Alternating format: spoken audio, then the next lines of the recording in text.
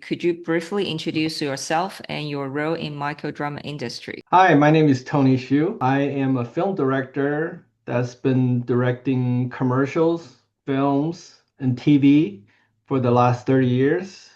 And 3 years ago, I started making AI films. And I recently saw many of the microdrama becoming mainstream.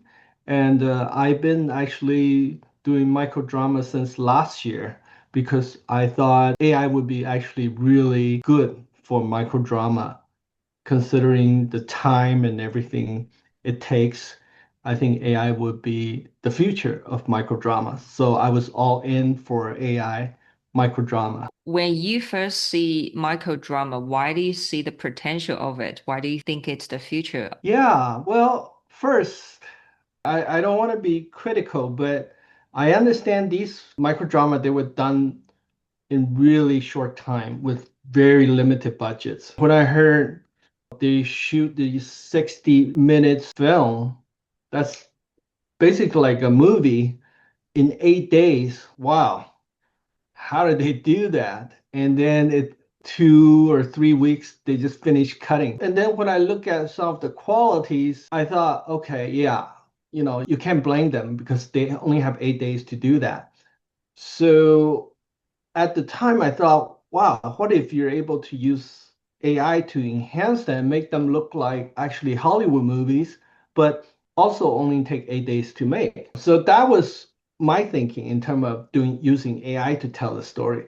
Because I knew at even last year, I knew you could tell the story with AI. And I talked to quite a few companies. I talked to DramaBox and I talked to a few other companies, Flow, and they were actually quite interested because they also saw AI as possibly a sort of potential way for them to improve and upgrade their vertical drama, given the days that on days they can shoot 8 to 10 days. If they were able to use AI, it could help to upgrade the quality and everything. But at the time, I spoke to them maybe around September last year, and they're curious how could we integrate AI into the microdrama. And at the time, we were pushing for full AI, and they're just not ready because, as you know, microdrama is a lot of the fans follow a certain actor. Like a movie, they follow certain influencer or actor, so they follow the real person. So it still needs a real actor for the audience to connect. Last year, around September or October, the AI tools are just not ready to actually incorporate that because there's still something that audience would know, well, this is AI, I'm not really into this. And fast forward to this year, Dance come out. It changed the game because you could do a lot with just plain AI storytelling, and you could also do a lot of hybrid AI storytelling, meaning you could shoot the actor at a studio without traveling to a lot of different places. And you could use AI to fill the environment. And with Dance 2, you could do that. So it opened a lot of doors, and things are changing so fast now. Everyone's jumping on the AI wagon from the vertical. So it's interesting to see how this will develop in the next 6 months, actually. I didn't know that it can be a hybrid one. Is it complex to do? For example, you shoot actors in real life, right? And change everything in the background using AI. Well, again, there's a certain complexity to it. So you have to plan things out. You have to storyboard everything out. So then you basically would film the actors if you were filming on location.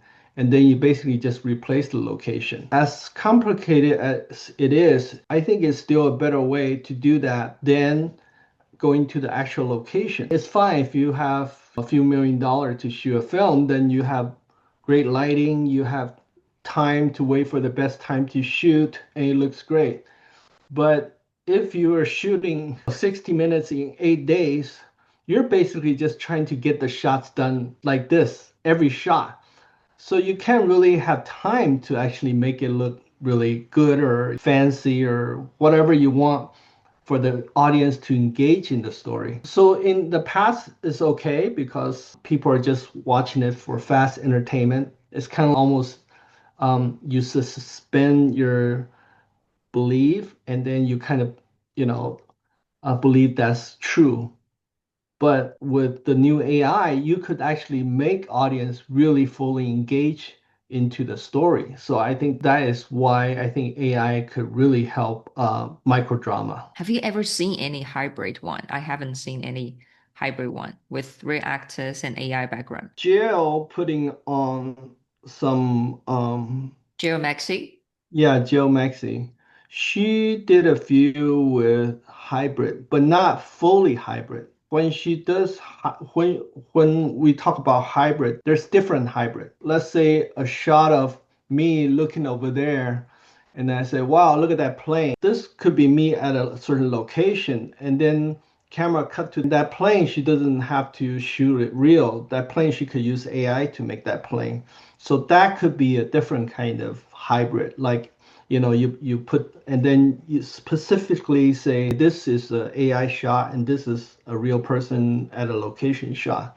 But just last month, actually, 1 or 2 months ago, with CDance and all the upgrade with all the tools, actually, there's quite a few tools. It's not just CDance, but CDance is the best so far that you could actually place a real person in a room like this, actually. And then I could go into AI and change the whole room to, let's say, I'm in Venice, Italy.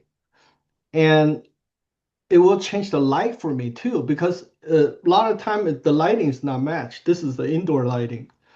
But if you do that with AI, it's very smart. It'll change the location and it'll change the whole look of you in terms of lighting. But everything I do right now, it will stay the same, but it's just a lighting. So if you're shooting two people, then they could stand right here in the room and you could change the whole environment. So that's really amazing new way to shoot it. And they're starting to do that now already. But they're also, because the new AI is so advanced, they start using AI actors. And to be honest, I'm not saying these actors, they're bad actors. I'm not saying they're bad actors, but a lot of them are just starting out.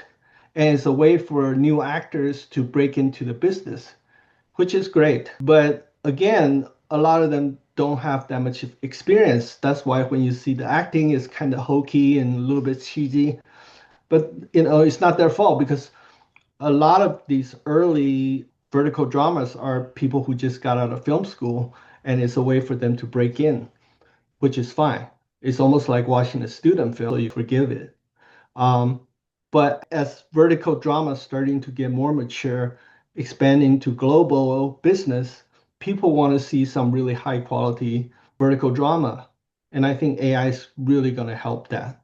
Whether you use AI actors or use real actors acting within AI actors, that's all possible. Because you have experience in shooting feature films and commercials and documentaries. What's the difference between shooting those we call traditional film and media Uh-huh. and with the microdrama? What's the difference? I think the difference is really in writing, actually, the format. It's kind of when you're writing for TV, it's 1 hour TV show, and every 10 minutes or so they go to the commercial break.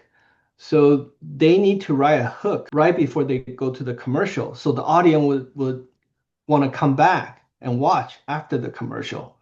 So that's how they wrote TV versus film. Film is 2 hours. You got the audience in the theater, so they're not going anywhere. So you can take your time to develop the story, what happened, who is what did they do. But TV doesn't have time, that kind of time before. So in the first 10 minutes, you got to really grab the audience, and then you go to the commercial, and then the audience will be like, well, what happened? What's next?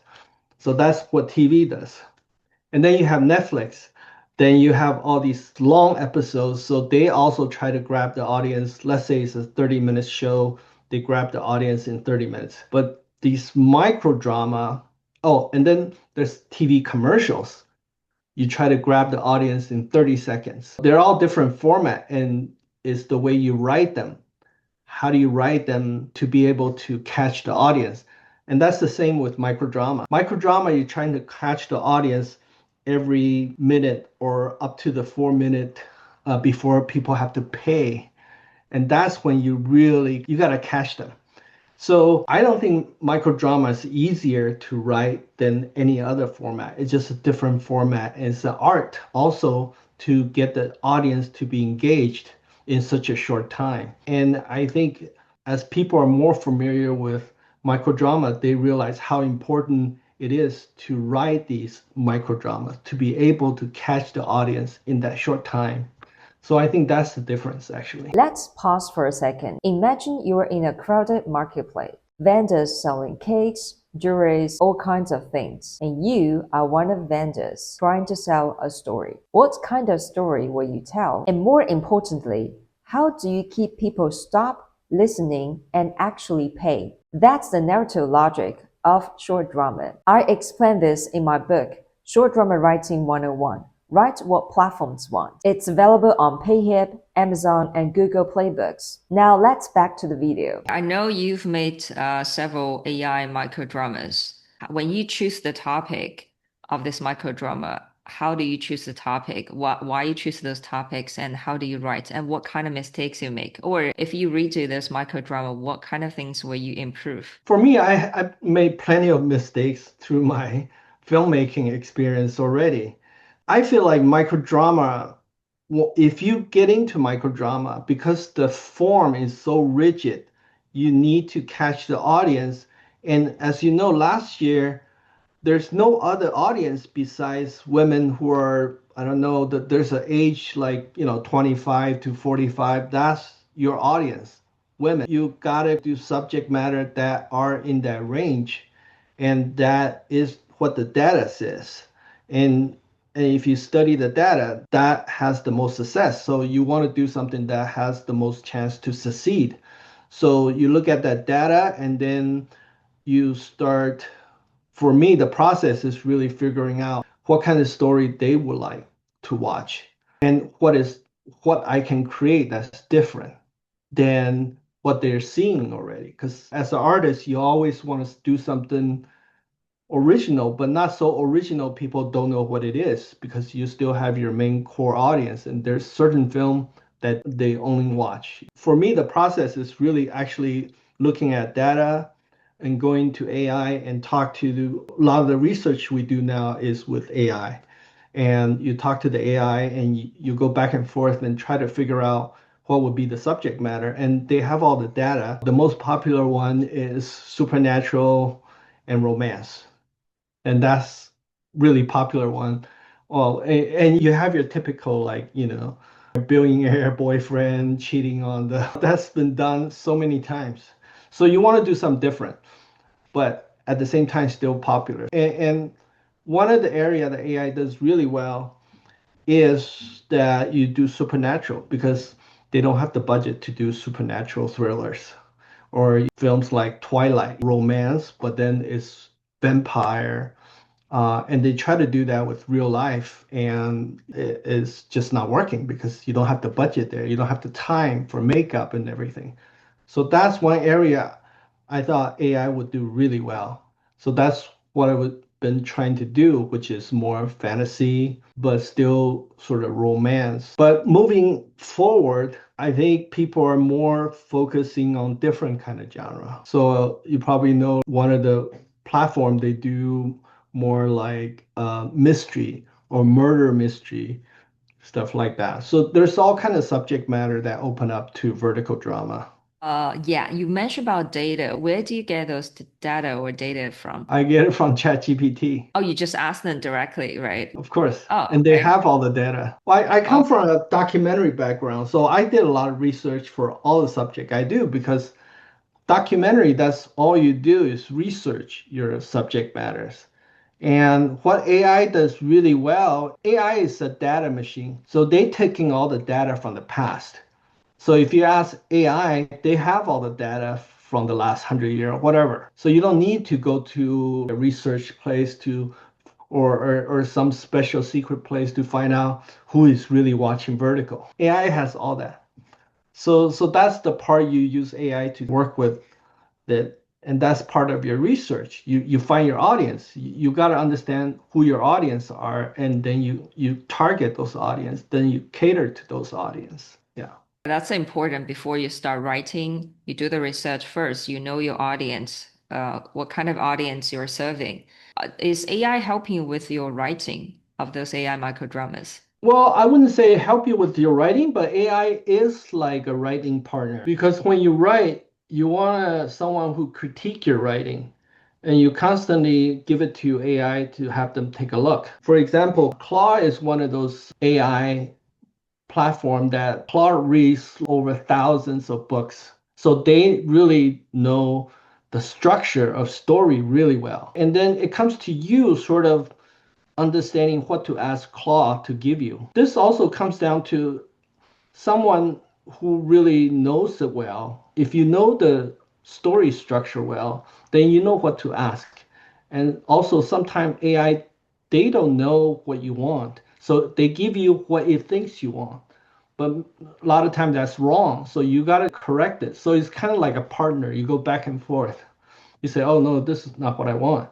And then you do a little more writing on your own. And then you go back and then it'll come back with what you want to say.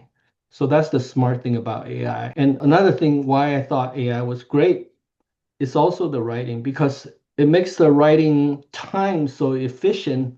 You can get a lot done in a really short time and you can start scale your film. Instead of writing for 2 years for a drama, you can get things done really quick and start making your film. So that's really great about AI. AI can help you find data because it will easy access to the libraries.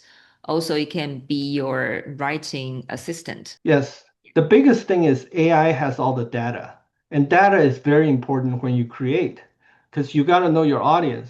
If you have no audience, you can create the best thing, best piece, and there's no audience out there. It helps your chance to succeed. I'm not saying everybody needs to use AI to succeed, but it definitely helps your chance. Yeah. How do you define short drama and what's the core or essence of it? I don't know. I heard a lot of different talk with short drama, but you have to remember this is sort of a new format for everybody.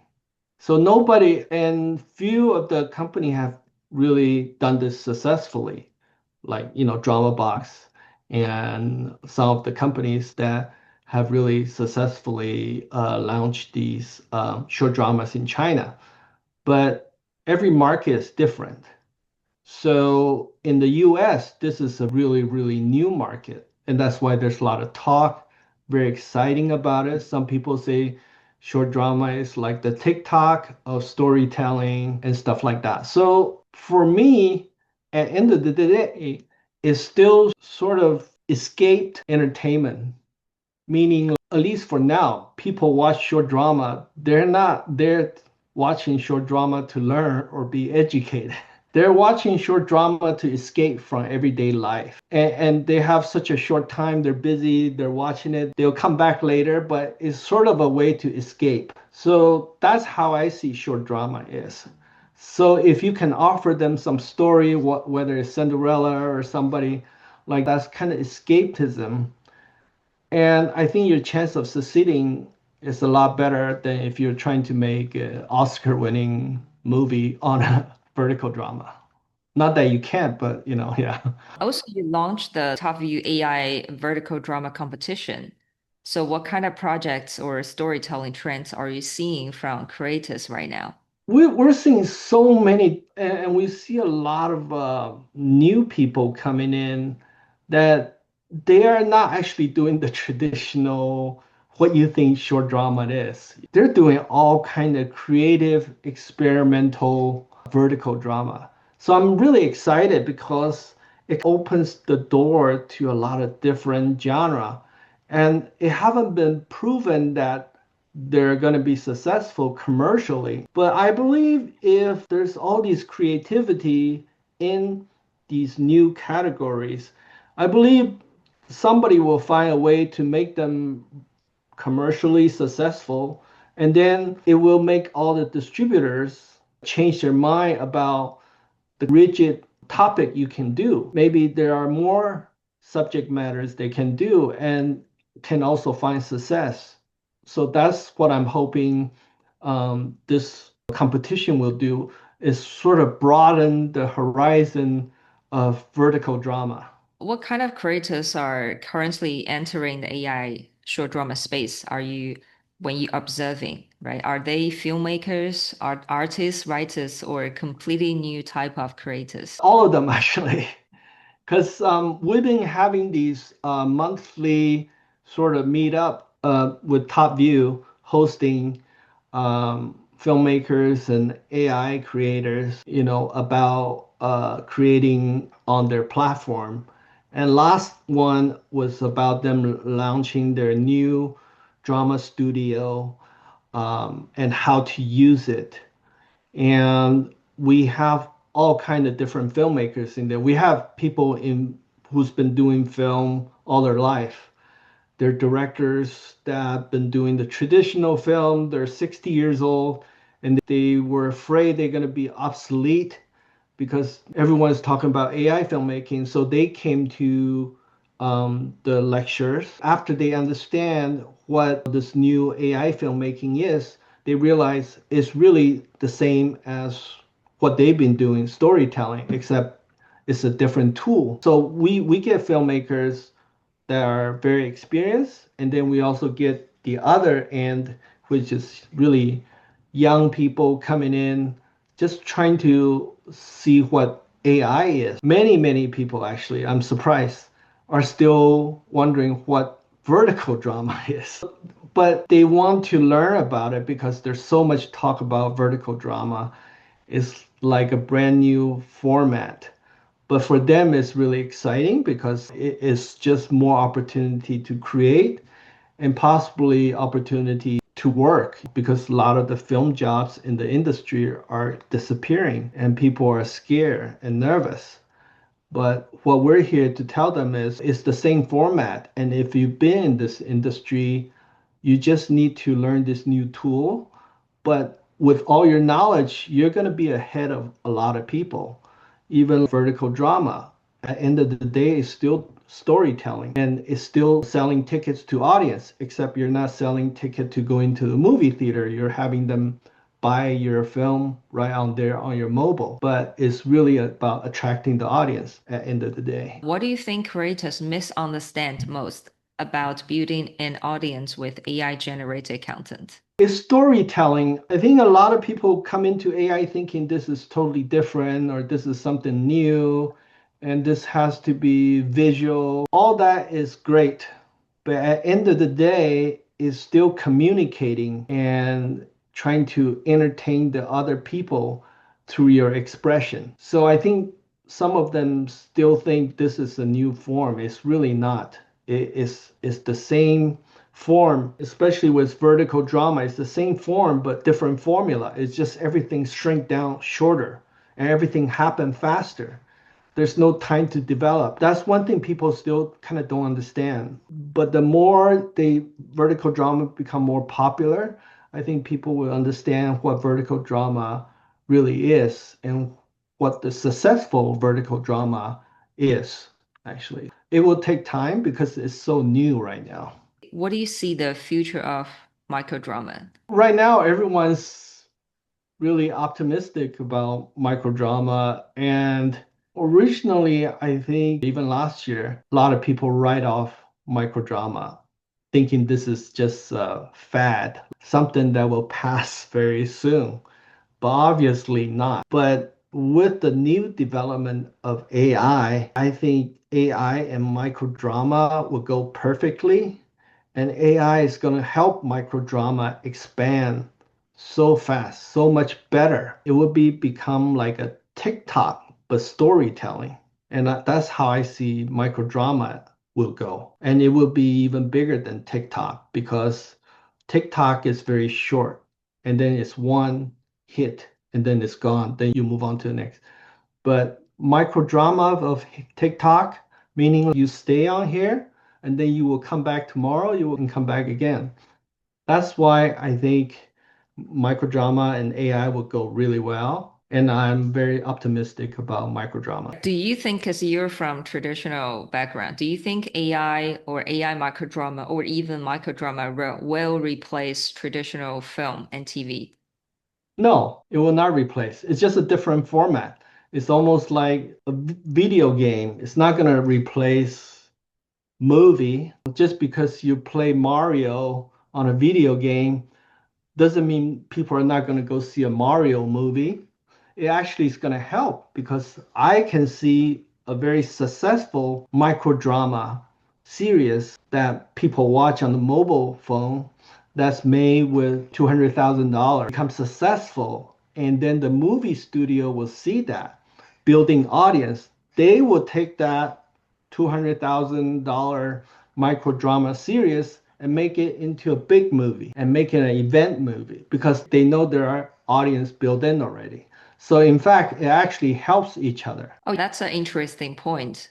Because if those hit microdramas, it's already proven in the market. From those big studios' point of view, it's a proven story. It is because the studio, they don't want to take chance on something brand new because there's no proven record. So most of the time they buy a book that's bestseller, but that's very limited. It's rigid because there are big different audience out there.